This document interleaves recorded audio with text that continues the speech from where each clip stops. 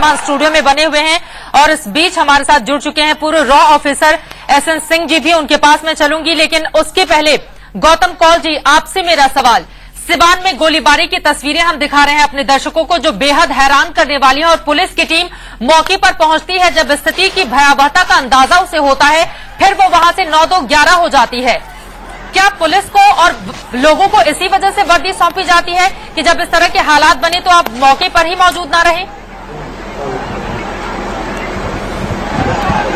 आपकी रिपोर्ट में ये अभी तक बात नहीं सामने आई है कि पुलिस वालों की तादाद कितनी थी। मेरा जो अनुमान है कि वो जो पुलिस फोर्स वहां लगाई गई वो कम थी, और ये स्थिति जो है ये बिहारी नहीं बल्कि और भी जो बड़े प्रांत हैं उनके जो ग्रामीण क्षेत्र हैं उसमें पुलिस की जो तादाद है थानों में लगाई गई वो बहुत ही कम है। तो इसलिए पुलिस वाले जो हैं वो आखिर वो भी इंसान है, वो वर्दी जरूर पहनते हैं, पर तो ज्यादा पुलिस लगाने की जिम्मेवारी वहाँ के जिला पुलिस प्रशासन की ही थी ना गौतम कौल साहब। वो परिस्थितियों का आकलन करके वहाँ नहीं, वो ऐसा नहीं है। देखिए वहाँ पे जिला का है, वहाँ कितनी, हाँ, और वो जिला पुलिस प्रशासन की दायित्व था। वहाँ पे कमिश्नरी है जो डीआईजी लेवल का है, वो 4-5 जिले हैं, उनकी ही जिम्मेवारी थी। तो ये फेलियर तो पुलिस की यही है। वो तनाव महीनों से चल रहा है, लोग गोलीबारी लाठी भाला लेके इकट्ठे हो रहे हैं। अगर ऐसा है तो हाँ, फिर मैं मानता हूँ, फिर अगर यही बात है तो फेलियर पुलिस का दिखता है। कभी कभी अब पुलिस का नहीं लगाई गई है उसकी भी जानकारी होनी चाहिए। ये गौतम कौल साहब विश्लेषण तो अच्छा करते हैं, लेकिन पुलिस का बचाव कई बार कुछ ज्यादा करते हैं। वो उसमें थोड़ी हम लोगों की दिक्कत होती है। बाकी तो आपका विश्लेषण सही रहता है। ये बिल्कुल पुलिस का फेलियर है। लोग गोली चला रहे हो, है कहाँ वहाँ की पुलिस? वो चाहे 10 हो या 5 हो, भागे या क्या हुआ, तो वो पकड़ रोके लोगों को या जान दे लड़के। किसी युद्ध के, किसी सेना पर, किसी सीमा पर अगर 5 फोर्स है तो उधर किसे देख के भाग जाएगा कि वहां लड़ेगा और फौज को बुलाएगा वहां।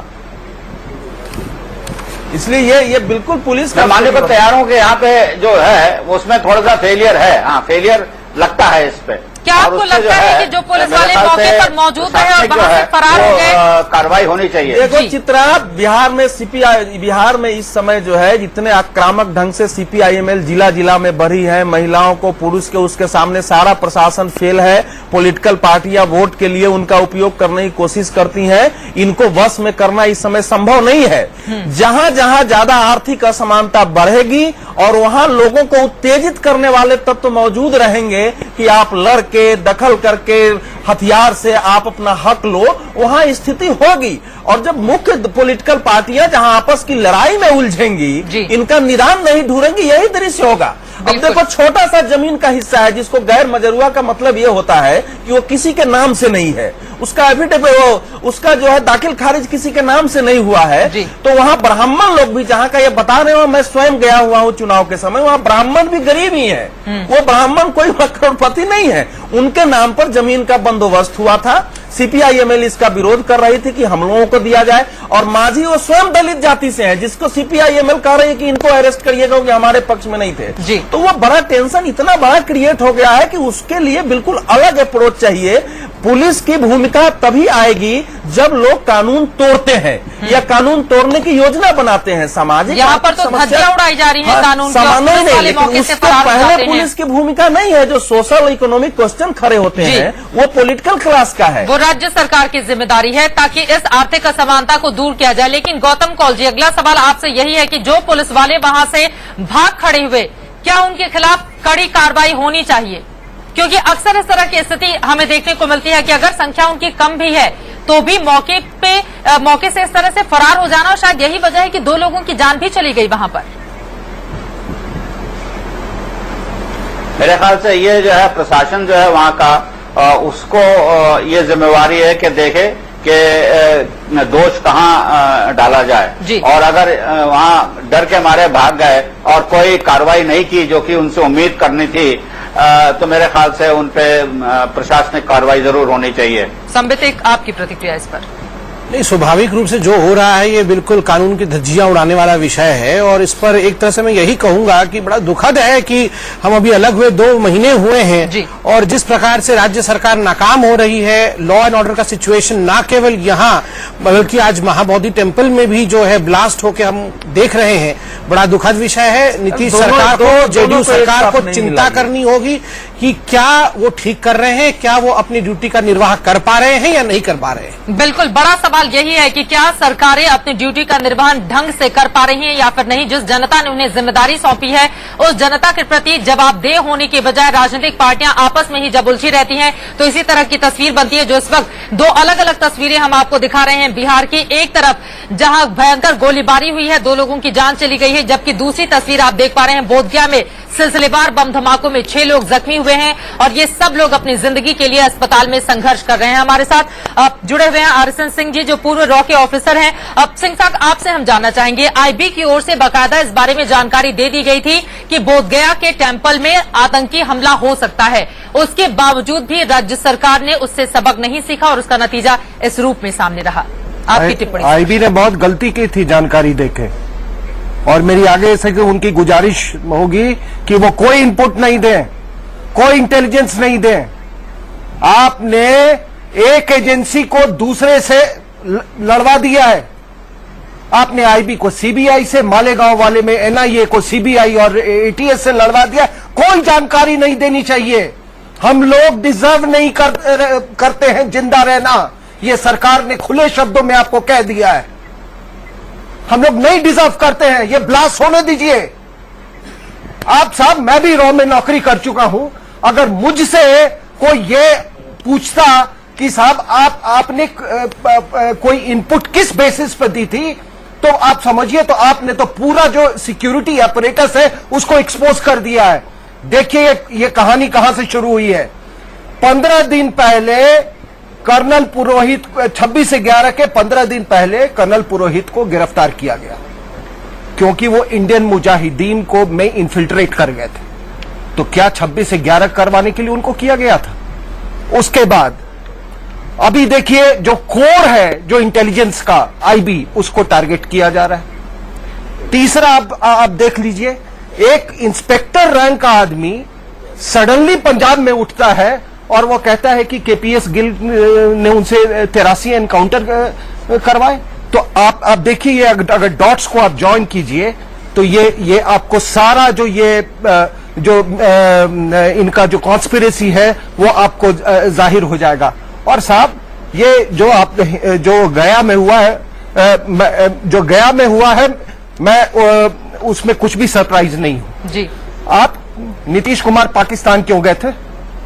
किस लिए? क्या उनका बॉर्डर है पाकिस्तान से? क्या वहां सेक्युलरिज्म का लेसन सीखने गए थे या उनसे फॉरेन डायरेक्ट इन्वेस्टमेंट लेने गए थे? अरे कोई तो कारण होगा वहां जाने का। आज तक मुझे तो नहीं पता चला। घूमने नहीं जा सकते, अगर बहुत अच्छी जगह है। कई बार लाहौर जो है, लाहौर घूमने भी जाते नहीं।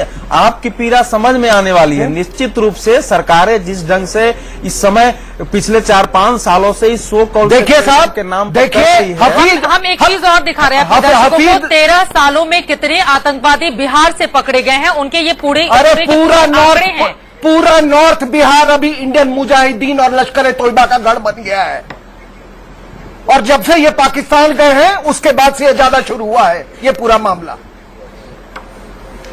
आपने जो जानकारी दी, कहा कि दरअसल आईबी, एनआईए और आपस में जो जांच एजेंसियां हैं वो उलझकर रह जाती हैं और कोई नतीजा नहीं निकलता है। उसके पीछे क्या आपको ये वजह नजर आती है कि दरअसल पॉलिटिकल पार्टियों की वजह से ये पूरा का पूरा मामला है और इसी वजह से जांच प्रभावित होता है और हम नतीजे तक नहीं पहुंच पाते हैं? क्या आप ये कहना चाह रहे हैं? नहीं, पॉलिटिसाइजेशन ऑफ टेरर तो हो ही रहा था जी। आज एक पूरी पॉलिटिकल क्लास हफीज सईद और आईएसआई के द्वारा ब्लैकमेल की जा रही है। किस कारणों से? जी, इन्होंने हफीज सईद का इस्तेमाल किया है पॉलिटिसाइजेशन ऑफ टेरर का। दूसरा, इनको हफीज सईद ब्लैकमेल कर रहा है इनके जो हवाला रूट से पैसे जाते हैं उसके कारण। नहीं तो साहब, एक होम मिनिस्टर, काफी गंभीर आरोप आप लगा रहे हैं। बहुत गंभीर आरोप लगा रहा हूं। एक होम मिनिस्टर इस देश का हफीज सईद बोलता है पार्लियामेंट में। जिस तरह से ओसामा बिन लादेन अमेरिका के लिए था, हफीज सईद हमारे लिए बिल्कुल, है। और आप पूरे देश की भाषा सुन लीजिए, इन राजनीतियों की भाषा सुन लीजिए। क्यों नहीं कोई कहता है कि उसका सर कलम करके ले आओ हिंदुस्तान में? अभी 26 से 11 के खून के चीटे भी नहीं ये कर रहे हैं, और आप पाकिस्तान का दौरा कर रहे हैं। वो उस सूबे का मुख्यमंत्री जिसका कुछ लेना देना नहीं है। मैंने उनको सलाहकारों से पूछा, यार कोई कुछ तो बताइए, क्यों गए थे? तो उन्होंने पहले तो हंस के टाला, फिर मुझे कहेंगे देखिए आप सुरक्षा पे ही अपने आप को सीमित रखिए। फिर मैंने कहा कि फिर भी बता दीजिए। तो वो कहते हैं कि वो तो वोट बैंक के लिए गए थे, इसमें क्या शक? तो मैंने कहा यही चीज आप खुल के बोलिए ना, यही चीज आप खुल के बोलिए। तो गया में हुआ ये तो होना ही था। और आईबी को तो मैं कहूंगा अब से इनको इनपुट मत दो कोई, क्योंकि आईबी तो फॉल्स एनकाउंटर करती है भाई। आपको क्यों उनको इनपुट चाहिए? वो तो बिल्कुल देशद्रोही ऑर्गेनाइजेशन है ना? तो वो क्यों इनपुट दे? तो ये आंसू लोग ना बहाएं। हम लोग, आपको पॉलिटिकल एस्टैब्लिशमेंट ने कह दिया है कि you are condemned to suffer terror. लेकिन आपको नहीं लगता कि अगर हर चीज का राजनीतिकरण हो रहा है तो उसमें पिसते तो आम लोग हैं ना? जरा सोचिए, जिनके घर के लोग मारे जाते होंगे, जिनके घर का पहलू भी है। नहीं, ये देखो, मैं जो इनकी पीड़ा है उससे तो मैं सहमत हूं। निश्चित रूप से हमारे देश के जो ईमानदार इंटेलिजेंस अफसर हैं, वो आईबी में हो, सीबीआई में हो, वो चाहे पुलिस में हो, उनके लिए कठिनाई है। क्योंकि पॉलिटिकल क्लास अगर वोट की दृष्टि से आतंकवाद पर, वोट की दृष्टि से अंडरवर्ल्ड पर, वोट की दृष्टि से अपराधियों का निर्णय करेगी कि उसमें हमारी पुलिस आईबी क्या करे, तो वो समस्या होगी। लेकिन देखो, ये मत भूलो कि पॉलिटिकल क्लास तक भी सूचनाएं इंटेलिजेंस और ये पुलिस वाले ही पहुंचाते हैं। पॉलिटिकल क्लास को बहुत सारे सुझाव उनके जो ऑफिसर्स देते हैं वो सिविल सर्वेंट के होते हैं हमारे देश में। और हमारे देश कम से कम पॉलिटिशियंस तो उसको जनता के बीच जाना है, उसको उत्तर भी देना है। लेकिन हमारे देश के ब्यूरोक्रेट की रिस्पॉन्सिबिलिटी किसके प्रति है? आखिर अगर है तो ब्यूरोक्रेट विद्रोह कर सकते हैं, वो भी देश के नागरिक है, वो क्यों नौकरी करते हैं अगर यह स्थिति है तो? मेरा कहना यह है कि ताली कभी एक हाथ से नहीं बजती है। हमारे देश में बेईमान पुलिस अफसर भी है, बिकने वाले आईबी, बिकने वाले इंटेलिजेंस ब्यूरो में भी है, रॉ में भी है, सब में है। पूरे देश में भ्रष्टाचार का घून लगा हुआ है और पॉलिटिशियन हमारे बीच से निकल के जा रहे हैं। इसीलिए ये अगर कह रहे हैं कि वी आर बाउंड टू मतलब अटैक, तो वो ठीक है, हम अटैक है अपने चालों से। लेकिन पॉलिटिशियन के साथ साथ हमारे देश के अफसर, हमारे देश, उसमें सारे अफसर में माफ कीजिएगा, इस वक्त हमारे साथ बीजेपी के नेता गिरिराज सिंह जी भी फोन लाइन पर जुड़ चुके हैं। गिरिराज जी, बिहार की दो हैरान करने वाली तस्वीरें, एक तरफ बिहार छलनी हुआ है बोधगया में, जहां पर सिलसिलेवार बम धमाके में, और दूसरी तरफ सिवान में भयंकर गोलीबारी हुई और 2 लोगों की जान चली गई है। आपको नहीं लगता कि बिहार में जिस सुशासन का दावा 1-1.5 महीने पहले आप लोगों की ओर से भी किया जा रहा था, स्थिति वहां की कितनी ज्यादा खराब होती हुई चली जा रही है? देखिए, मैं खास करके गया के सीरियल बम धमाके के ऊपर मैं कोई सियासत राजनीति नहीं करना चाहता। मैं सभी को कहता हूं कि ऐसे समय में राजनीति करने की आवश्यकता, लेकिन दुख तब होता है जब देश का, राज्य का मुखिया आईबी के इतला करने के बाद, अलर्ट करने के बाद क्यों नहीं कोई एक्शन लिया गया। उसका मेन कारण है कि आज राज्य के मुखिया जो मैसेज दे रहे हैं, जो रिफ्लेक्शन जा रहा है, वो रिफ्लेक्शन जा रहा है कि बिहार उग्रवादी, आतंकवादी के लिए एक सॉफ्ट जोन हो गया है। क्योंकि जब मुख्यमंत्री की ओर से, उनकी पार्टी की ओर से एक आतंकी इर्सत जहां को बिहार की बेटी घोषित किया जाए महज वोट के लिए, वो है कि नहीं? लेकिन आतंकी होता है। ये क्या कर रहे हैं? जब ये दरभंगा और मधुबनी में एनआईए के द्वारा कोई एक्शन होता है तो उसे बिहार की बदनामी बताते हैं। हर चीज में जब वोट देखेंगे तो ये दुर्दशा होगी। आज पूरे देश और दुनिया में बिहार एक सॉफ्ट जोन हो गया है। लेकिन क्या 1.5 महीने के अंदर ही हालात इतने खराब हुए हैं? जब से आप लोग अलग हुए हैं, स्थिति तो पहले से ही खराब थी ना। आप लोगों ने दबाव क्यों नहीं बनाया नीतीश सरकार पर, नीतीश कुमार के ऊपर? ताकि कम से कम वो तुष्टीकरण की राजनीति ना करें आतंकवाद के मसले पर? नहीं, देखिए ऐसे शब्दों का प्रयोग आप भी ना करें, मेरी बात सुने बगैर आप ऐसे शब्दों का प्रयोग ना करें।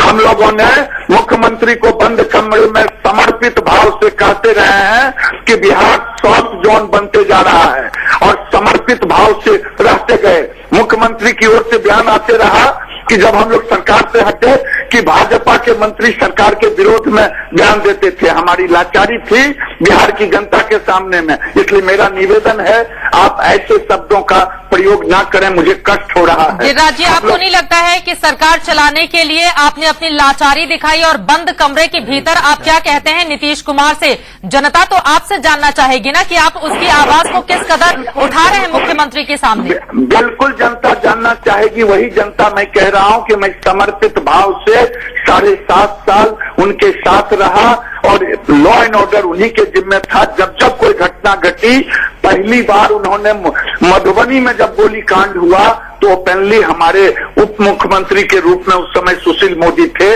उनको बुलाया।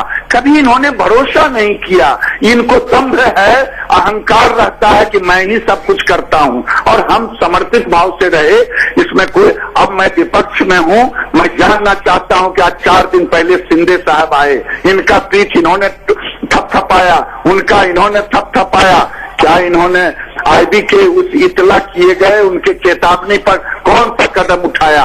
राज्य की जनता, देश की जनता जानना चाहती है। इनका तो इकबाल ही खत्म हो गया है जब से बीजेपी घटी है। आज सीवान की घटना कौन कहे? हर दिन घटनाएं घट रही है, कौन जवाब देगा? ये 18 विभाग अपने पास रखे हैं। मुख्यमंत्री को सरकार की चिंता, राज्य की चिंता कम है, सरकार बचाने की चिंता ज्यादा है, उसी मुहिम में लगे हुए हैं। इसलिए ये दुर्दशा तो होनी है। राज्य की जनता जानना चाहती है कि श्वेत पत्र जारी करें कि आखिर आपने कौन सा कदम उठाया। बिल्कुल, अवधेश जी कुछ हमारे साथ, हम चाहेंगे आप बने रहिए हमारे साथ। आरएसएन सिंह जी भी रॉ के अधिकारी पूर्व जुड़े हुए हैं, कुछ कहना चाह रहे हैं सिंह साहब। देखिए, इसका जो ये गया में हुआ जी और ये जो सीवान में हो रहा है, इन दोनों चीज को एक संदर्भ में आप देखिएगा कि पूरे इस दौर में मुख्यमंत्री हमेशा ये कहते रहे हैं कि माओवादी बहुत बड़ा समस्या नहीं है बिहार में। उनके 32 जिले और आप लोग अखबार के अगर डॉट्स को जोड़े, मुजफ्फरपुर, हाजीपुर, बेतिया, ऐसे जगह, शिवहर, वहां पर अटैक्स हुए हैं। मैं आपको बता दूं, ये पूरा लिंक नेपाल से है और मैं ये सारी चीजें जमीन पे मैंने खुद देखा है जी। सीपीआई, एमएल और माओवादियों में कोई फर्क नहीं है। मैंने इनके काडर को दिन में झंडा और रात में बंदूक उठाते देखा है। और किसी लेवल पे देखिए, सीपीआईएम पार्लियामेंट्री रूट है जी, सीपीआईएमएल सेमी पार्लियामेंट्री रूट है जी, और जो माओइस्ट है वो गन वाला रूट है। बिल्कुल, काफी महत्वपूर्ण बातें आप कह रहे हैं सिंह साहब, आप अपनी बात पूरी करें। और हमारे साथ और बिहार में ही ये जिहादी आतंकवाद और ये लाल आतंकवाद का मिलाप हुआ है। बिल्कुल गिरिराज सिंह जी, जिहादी आतंकवाद और लाल आतंकवाद का मिलाप जो है वो बिहार में ही हो रहा है। पूर्व रॉ के अधिकारी हैं, इतने संगीन आरोप लगाते हुए वहां पर। मैं तो कह रहा हूं, मेरा सबसे बड़ा माइनस रहा कि मैं बंद कमरे में कहता रहा, जनता तो मुझे भी दोषी कहेगी, लेकिन बराबर से मैं कहते रहा कि ये राजनीति से जोड़ने की जरूरत नहीं है। मकबूल पकड़ाया, कई लोग पकड़ाए, दरभंगा में, मधुबनी में मुख्यमंत्री ने एनआईए पर हल्ला बोलते रहा कि हर चीज को वोट की नजर से देखना दुर्भाग्य है। आज बिहार सचमुच में बारूद के ढेर पर है। हम तो तबाह थे जब मुख्यमंत्री 5 दिन पहले इज्जत जहां को बिहार की बेटी से जोड़ने में लगे रहे महज वोट के लिए, और उनके लोग कहते रहे भारतीय जनता पार्टी बताए, छी छी छी छी, शर्म होता है। वो मेरी बेटी हो या बेटा हो, आतंकवादी आतंकवादी होते हैं। मुख्यमंत्री ने बिहार को सॉफ्ट जोन बना दिया है। राज्य की जनता जानना चाहती है कि आपने कौन सा एक्शन उठाया आईबी के इतला करने पर। बिल्कुल, चलिए बहुत शुक्रिया गिरिराज सिंह जी हमसे जुड़ने के लिए और बातचीत करने के लिए। हालांकि इर्शाद जहां मामले में चूंकि अभी जांच जारी है तो उस पर ज्यादा टिप्पणी करना ठीक नहीं है, लेकिन सवाल बड़ा यही उठता है कि हर हमेशा जब भी इस तरह के मामले सामने आते हैं, आखिर उस पर राजनीति और खास तौर से ऐसी राजनीति जिसका कोई रिजल्ट आगे आने वाले वक्त में नहीं निकलता, सिर्फ तू मैं तक ही सीमित रह जाती है। फिलहाल के लिए बहुत शुक्रिया। हमारे साथ गौतम कौल जी भी जुड़े हुए थे, सिंह साहब आपका और अवधेश जी आपका, साथ ही संबित आपका भी। चूंकि वक्त की कमी है इस वजह से चर्चा को हमें यहीं रोकना पड़ा है, लेकिन बड़ा सवाल यही उठ रहा है, चाहे सिवान की घटना को हम देखें या फिर बोधगया में जो बम धमाका हुआ है आतंकवादी उसे देखें, जिम्मेदारी किसकी बनती है और क्या इन घटनाओं से कभी हम सबक सीखेंगे? क्या हमारे देश में ऐसी घटनाएं कभी रुकेंगी? क्या राज्य सरकारें और साथ में केंद्र सरकार भी अपनी जिम्मेदारी और जवाबदेही जनता के प्रति तय करेंगी? बड़ा सवाल यही, और इसी सवाल के साथ हम छोड़े जाते हैं, रुकेंगे।